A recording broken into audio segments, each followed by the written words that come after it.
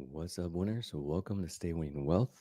Another live stream today. We're going to talk about the U.S. economy, the truth about the U.S. economy, and I'll tell you exactly why and what that means for your money. So don't forget to hit the like and subscribe, and I would love for you to engage in this live stream. So first of all, let's see. Thank you, and thank you for the 99 cents super sticker right there.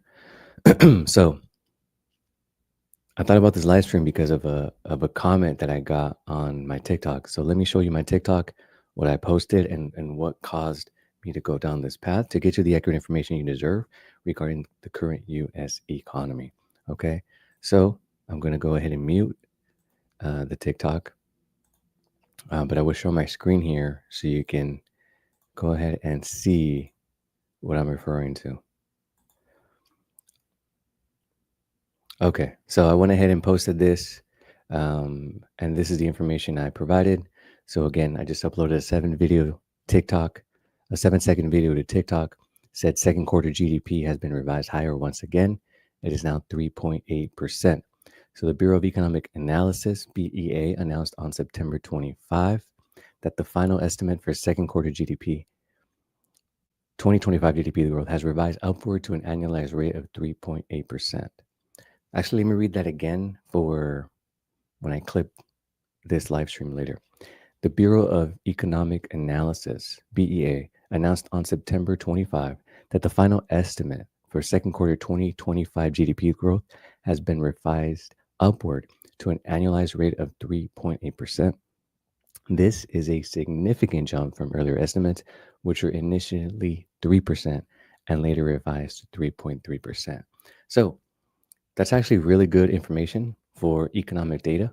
But of course, there's always haters that are going to be leaving comments and being sarcastic, which again, I appreciate comments on TikTok because all it does is boost the video. So if you're not following me on there, please go ahead and follow me there. I have the same user ID on all my social medias. Okay. So let me remove that from the screen a little bit. And let me know in the comments what you think. I would definitely love to know your thoughts about what you think about the 3.8% GDP growth for the second quarter. Now, let's get to the truth about what this means for the US economy and if we're really doing good or if we're not doing so good. Okay, so let me provide you this data and let me share with you what's going on. And then you can go ahead and let me know your thoughts because I would love for you to engage on this live stream and let me know exactly what you think. Okay, so if you're just tuning in, don't forget to hit the like and subscribe. Okay, let's see here. One moment.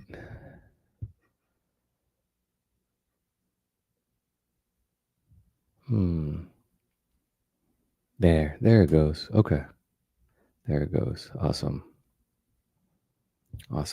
Okay, so let me go ahead and share my screen here again, and we're going to go ahead and analyze it. Okay, and I'm going to provide you some information so you can let me know your thoughts and what you think as far as how we're doing in the U.S. economy. Okay, so the economy is just getting stronger, not weaker, and we in the economics profession need to look ourselves in the mirror, top analyst says. Okay, so one of Wall Street's most closely watched voices delivered a blunt message to peers and policymakers. The U.S. economy is not faltering, it is accelerating. So Torsten Slok, the chief economist at Apollo Global Management, said forecasts of an imminent slowdown have been repeatedly wrong, and the economics profession should start grappling with its track record of misjudgments.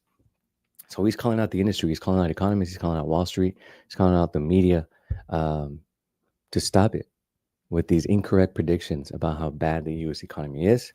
So we're going to dive deeper into it, why he's making this statement. Okay. So the consensus has been wrong since January, Slok said in a note circulated to clients Wednesday morning, adding that the average economist forecast has said that the U.S. economy will slow down for 9 months running.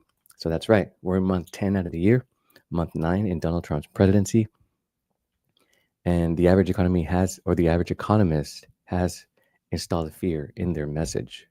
But the reality is that it has simply not happened. we in the economist profession need to look ourselves in the mirror. Okay. And why is he saying that? And that's because growth defies expectations. So, second quarter GDP expanded at 3.8% annualized rate, a strikingly strong pace given the Federal Reserve's ongoing effort to tamp down inflation. All right. So, those are very, very good numbers. And this leads to my next point, where how does this impact your portfolio and impact your money? Okay. So, consumer spending is actually continuing to improve as well. So let me go ahead and break that down for you briefly by resharing my screen with some new information. Okay. Let's see here.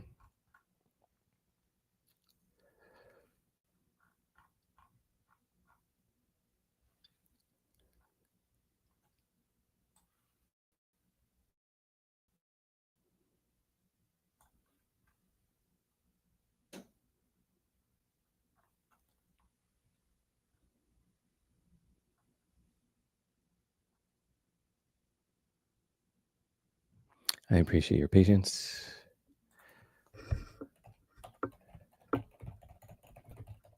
And again, don't forget to hit like and subscribe if you're just tuning in here. Okay.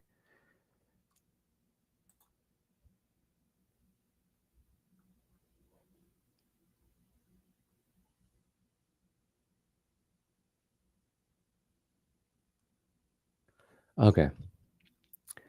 I'll go ahead and share two of them for you.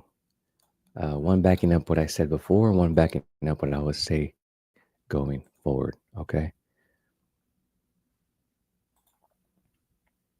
All right. So the US economy is running even hotter than previously thought, and GDP growth could reach 4% in Q3.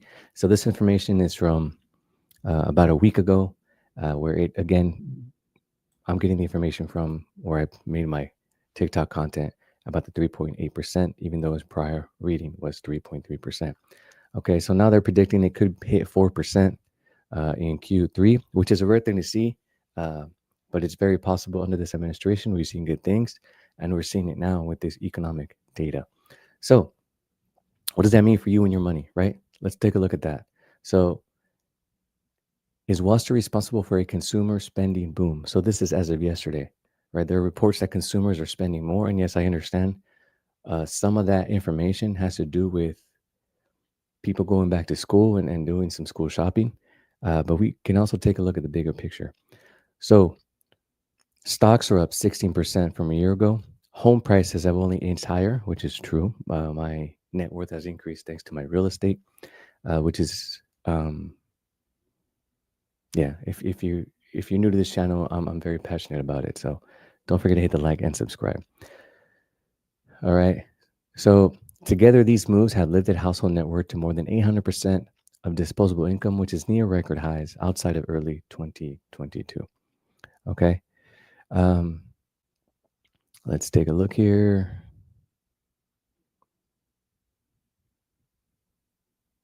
And how do we reach that 4%? Let's see here.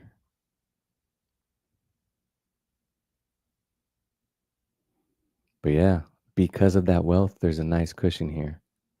So looking forward, the bank expects wealth gains to keep boosting spending by about zero point 0.2 percentage points per quarter over the next year, assuming stock and home prices track nominal GDP.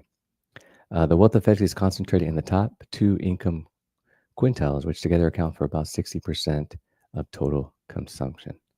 All right, so very good news. I had another article that actually explained it better, but I have to pay to read it. And I just want to get this point across on this stream so you can see for yourselves exactly what I'm referring to. So let me remove that and then go over exactly a little bit more breakdown about your money specifically. Okay. So let's see here.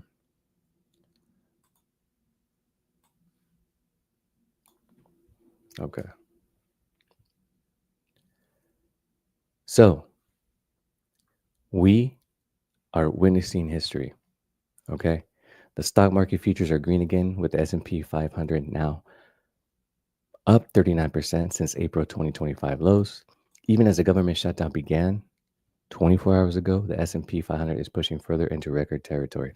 If you're not following the Kobesi letter, and I'm not sure if I'm saying that right, go ahead and give them a follow. They have very good information regarding your personal finance and the U.S. economy. and keeps up with all the tariffs going on. So this is the strongest market in modern history. So again, a lot of people are saying, hey, the 3.8% is a lie. It's not true. It's not benefiting us. But when we look at the numbers, when we break it down, right, from the general economy, the way the country's doing to personally, you can see that we do have very positive information. And again, a lot of economists are hopeful that there will be at least one more rate cut later this year. And all that would do is just boost this number up. Okay. So let me know your thoughts in the comments. I definitely want to hear from you. I definitely want you to engage. I respond to all my comments. Uh, but don't forget to hit the like and subscribe. And thank you so much for your support. Yeah, let me hear from you. Leave the comment below. And thank you very much. Stay winning.